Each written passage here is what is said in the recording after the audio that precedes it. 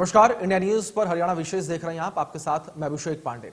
Bulletin की शुरुआत करेंगे इस वक्त की तमाम विशेष खबरों के साथ। आपको बता दें कि हरियाणा पर्यावरण और जलवायु परिवर्तन विभाग 22 सितंबर को विश्व कारमुक्त दिवस मनाएगा और सरकारी प्रवक्ता ने इस बात की जानकारी देते हुए बताया है कि 22 सितंबर को पूरे विश्व में प्रकृति के संरक्षण के लिए विश्व कारमुक्त दिवस मनाया जाता है।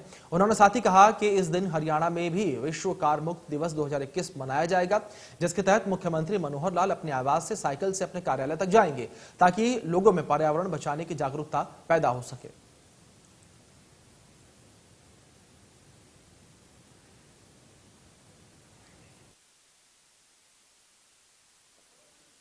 उन्होंने जो है पेश किए गए शक्ल उसको देखनी चाहिए।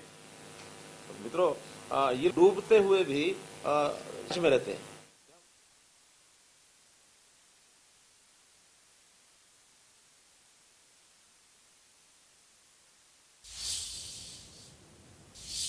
चलिए आगे बढ़ते हैं। आपको बता दें कि कृषि मंत्री जेपी दलाल ने पंजाब के नए सीएम चरणजीत चन्नी के बहाने कांग्रेस पर हमला बोला है।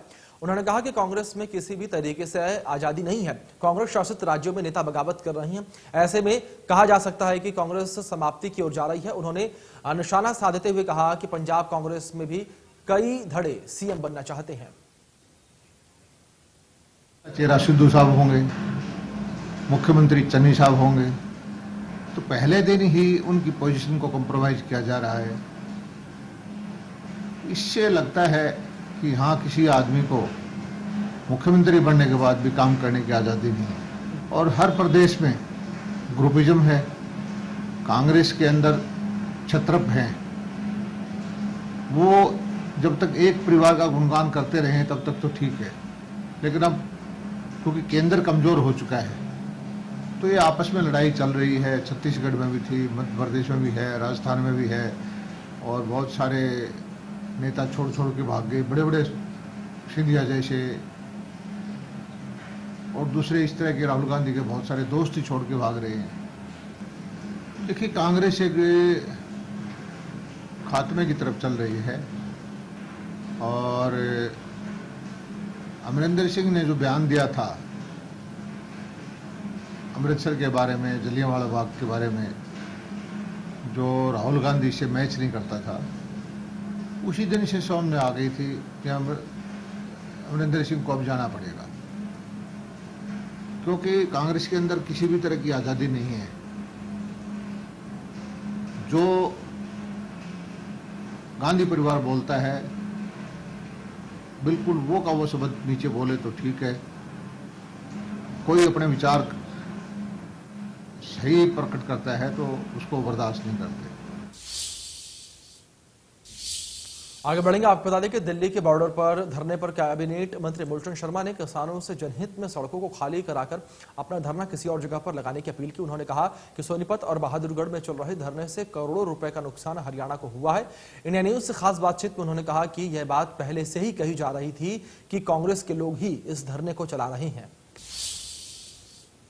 किसानों को जो कोर्ट में डायरेक्शन है या बार बार प्रदेश की सरकार ने उनसे अनुरोध कराया कि हरियाणा प्रदेश का करोड़ों रुपए का नुकसान हो गया, और करोड़ों रुपए का बहादुरगढ़ का और सोनीपत का जितना बड़ा नुकसान औद्योगिक क्षेत्र का हुआ है और हरियाणा प्रदेश का नुकसान हुआ है, उसकी भरपाई तो नहीं हो सकती।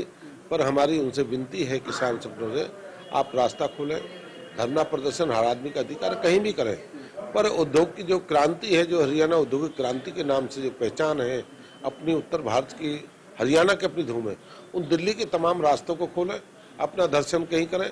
और जो बार बार जो कोर्ट की भी डायरेक्शन आ रही है भाई किसान अपना रास्ता खोलें, और किसानों को रास्ता खोलना चाहिए, और किसानों को रास्ता खोलना चाहिए। हरियाणा प्रदेश की प्रगति में बाधा ना बने।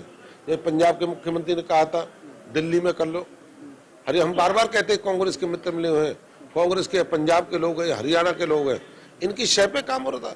किसान तो 7 महीने चुप था। किसान ने तो इस बिल को मान लिया था, ये प्रदेश के हित में है, किसान के हित में है, लोगों के हित में है, आने वाली पीढ़ी के हित में है, किसान मान लिया। पर मेरे कांग्रेस के जो मित्र हैं जिन्होंने इस देश पे 70 वर्ष राज कराया है, वो लोग नहीं समझ रहे। मोदी, हाँ, देश के प्रधानमंत्री नरेंद्र मोदी इतना बढ़िया जिन्होंने काम करे, और प्रदेश के मुख्यमंत्री वो पचा नहीं पा रहे थे। ये उनका बनाया हुआ आंदोलन है। जेजेपी के राष्ट्रीय अध्यक्ष अजय चौटाला ने इनेलो सुप्रीमो ओपी चौटाला को उस बयान का जवाब दिया है जिसमें ओपी चौटाला ने बीजेपी जेजेपी के रिश्ते को लेकर टिप्पणी की थी। अजय चौटाला ने कहा कि बीजेपी और जेजेपी सहयोगी हैं और सरकार के साथ मिलकर काम कर रही हैं। इसके अलावा अजय चौटाला ने कहा कि थर्ड फ्रंट बनने से कोई फर्क नहीं पड़ेगा। इसके अलावा किसान आंदोलन पर बोलते हुए उन्होंने कहा कि अजय चौटाला ने फिर एक बार कहा कि बातचीत से ही मामले का हल निकलेगा।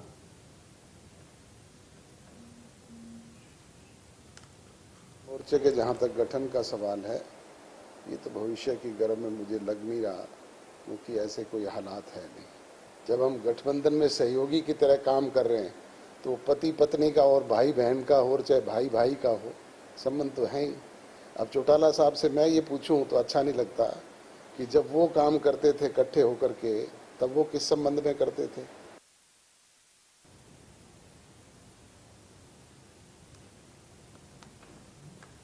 तो आपको बता दें कि ओपी चौटाला ने यहाँ पर क्या बीजेपी जेजेपी सहयोगी दल है। अजय चौटाला ने कहा कि उन्होंने साथ ही ये भी कहा कि तीसरा मोर्चा बनने से कोई फर्क नहीं पड़ता है।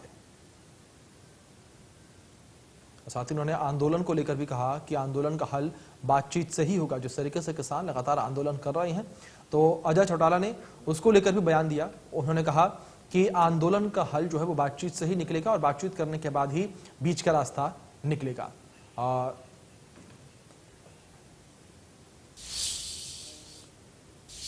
चलिए फिलहाल रुकेंगे छोटे से ब्रेक के लिए। ब्रेक के उस पार भी खबरों का सिलसिला लगातार जारी है।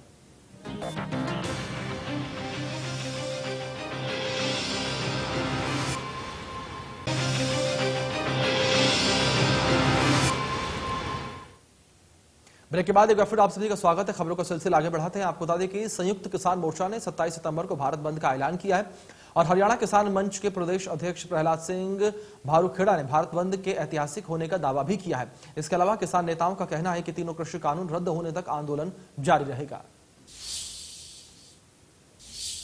10 महीने हो जाएंगे दिल्ली के चारों तरफ जो मोर्चे लगे हैं, किसान आंदोलन है उसको, और 10 महीने होने के ऊपर पिछली आज से 10 महीने पहले 25 सितंबर को, एक साल पहले आज से भारत बंद किया था, उसी को 1 साल हो जाएगा उस, और मोर्चों को 10 महीने हो जाएंगे।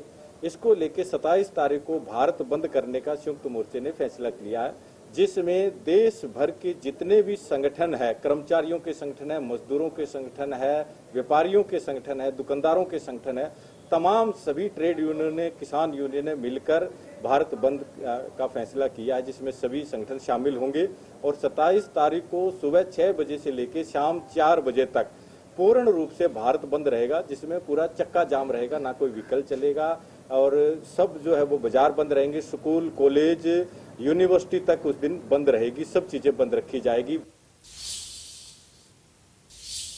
चलिए फिलहाल बुलेटिन में इतना ही। तमाम बड़े अपडेट्स के लिए बने रहिए इंडिया न्यूज के साथ।